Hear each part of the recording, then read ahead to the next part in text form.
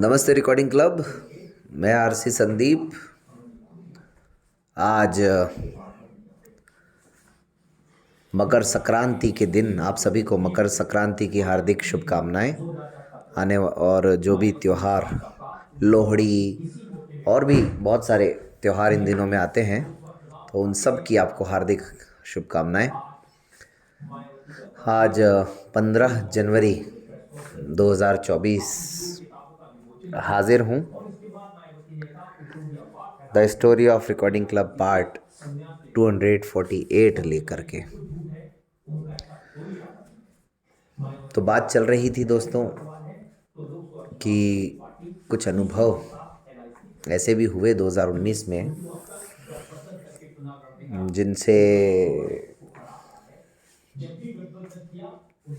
ये समझने में आसानी मिली कि रिकॉर्डिंग क्लब की दरअसल स्थिति क्या है, कितने लोग जानते हैं, पहचानते हैं, या जो कुछ अभी तक हुआ है वो क्या केवल व्हाट्सएप ग्रुप तक ही सीमित रह गया या फिर सचमुच उसका कुछ असर भी पड़ा है। तो पिछली कहानी में मैंने आप सबको बताया था कि लखनऊ जाने का अवसर मिला और उसके परिणाम स्वरूप कई चीज़ें समझ में आई। और मेरे जीवन में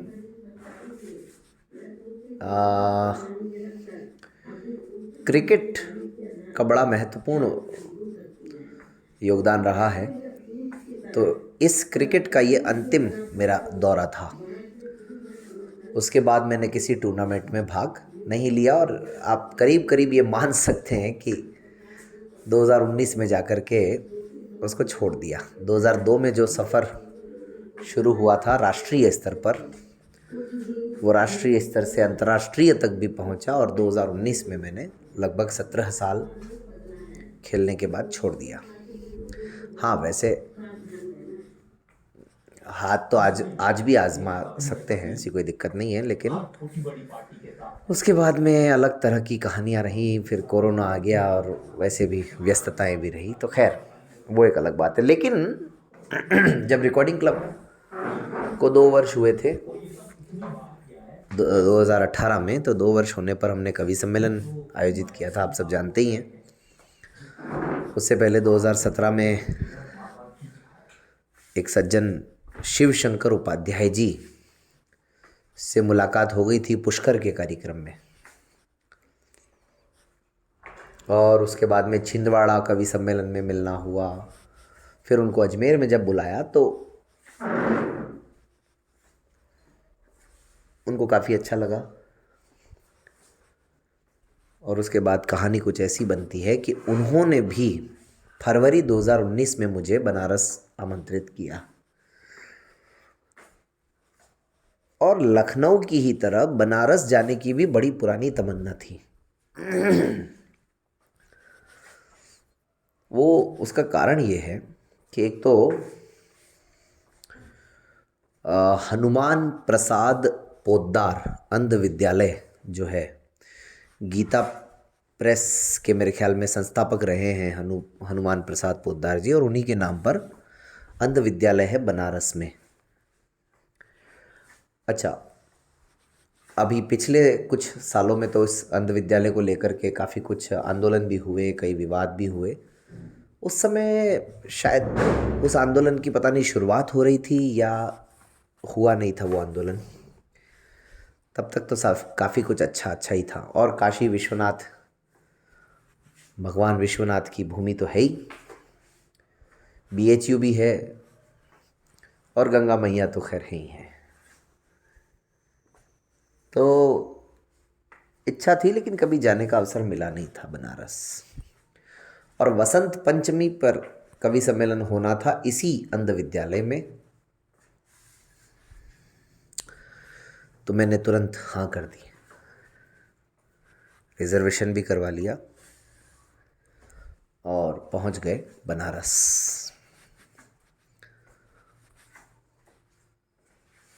बड़ा अच्छा अनुभव था, कार्यक्रम भी बहुत अच्छा रहा। कवि सम्मेलन भी बहुत अच्छा रहा। और यहाँ पर थोड़ा और ज़्यादा स्पष्ट तौर पर ये समझने को मिला कि हाँ, कुछ लोग हैं जो रिकॉर्डिंग क्लब को जानते हैं। कुछ वहाँ पर ऑलरेडी रिकॉर्डिंग क्लब के सदस्य भी रहते थे BHU में। जैसे एक नाम मुझे याद आ रहा है, अखिलेश तिवारी। तो ऐसे कुछ लोगों से मिलने का भी मौका मिला। एक राहुल सिन्हा जो हैं, उनसे भी मिलने का मौका मिला। ऐसे ही मतलब ये हमारे सब साथी हैं, मेंबर हैं। और उपाध्याय जी तो खैर थे ही स्थानीय तौर पर आयोजकों में। तो मेरा उद्देश्य जो था वो पूरा हुआ, उस स्कूल को देखने का। और दूसरी बात तो वो थी रिकॉर्डिंग क्लब के बारे में क्या लोग कितना जानते हैं, समझते हैं, वो सब तो खैर था ही था वो तो। लेकिन हाँ, यहाँ पर थोड़ा ऐसा लगा कि हाँ, कुछ ज़्यादा लोग जानते हैं। उस स्कूल को जब देखा तो यार यूँ लगा कि हमारा जो अजमेर का अंध विद्यालय है, हालांकि हमारा तो सरकारी था, वो शायद वो तो प्राइवेट था। तो जहाँ भी जाते हैं वहाँ तुलना करते हैं तो हमारा अंध विद्यालय काफ़ी बड़ा लगा कि हमारे पास ज़मीन बहुत है, बिल्डिंग बड़ी है। और वहाँ ऐसा लग रहा था जैसे कि बस जा कर के किसी में कैद हो गए हों, बंद हो गए हों। ग्राउंड जैसा भी कुछ मिला नहीं। हालांकि जहाँ पर कार्यक्रम था वो प्रांगण बहुत अच्छा था, स्टेज भी बहुत अच्छा था। और सबसे बड़ी बात, 8वीं 9वीं के बच्चे व्यवस्थाएं संभाल रहे थे, ये देख करके बड़ी खुशी हुई। और इस विद्यालय की प्रतिभाओं से परिचय जयपुर के अनुराग संगीत संस्थान के कार्यक्रम में होता रहा था शुरू से ही। और बताते हैं कि एक ज़माने में बड़ा नाम भी था उस विद्यालय का, और कई नामचीन लोग वहाँ से पढ़ कर के निकले हैं। तो ये सारे कारण थे उस विद्यालय को देखने के, जानने के। वहाँ जाने के बाद फिर बोटिंग भी की और गंगा आरती में भी शामिल हुए और भगवान विश्वनाथ के दर्शन भी किए। और हाँ, उस्ताद बिस्मिल्लाह खां साहब की शहनाई जहाँ गूंजा करती थी, वहाँ भी गए।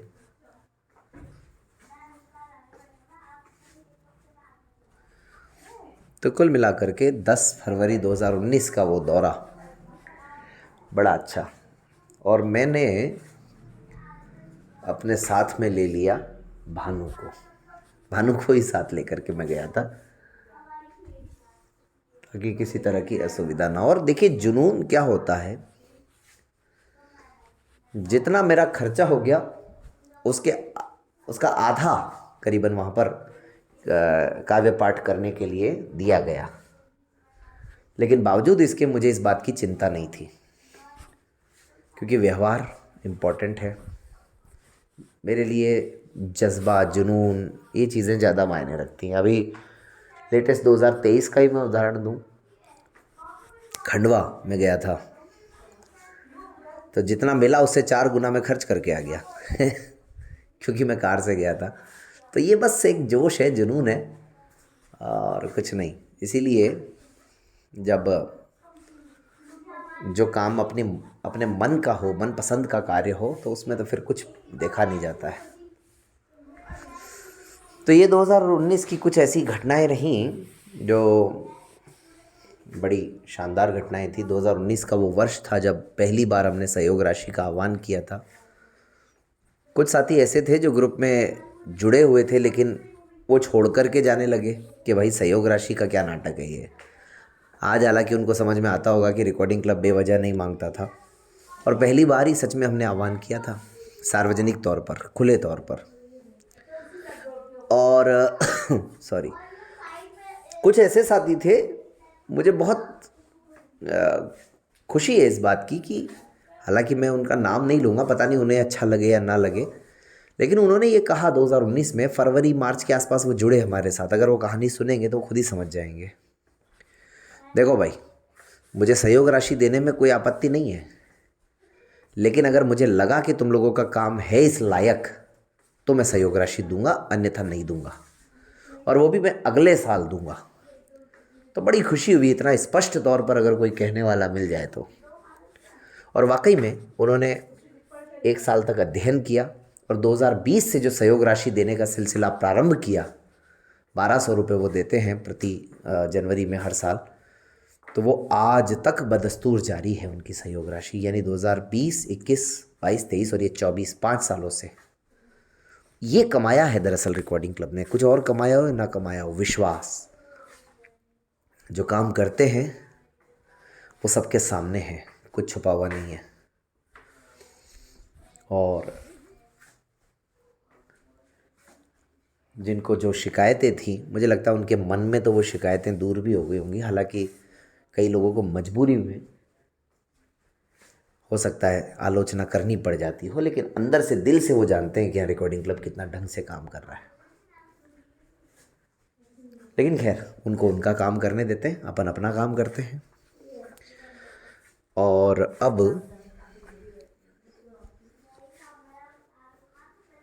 2019 का बड़ा महत्वपूर्ण दौर चल रहा है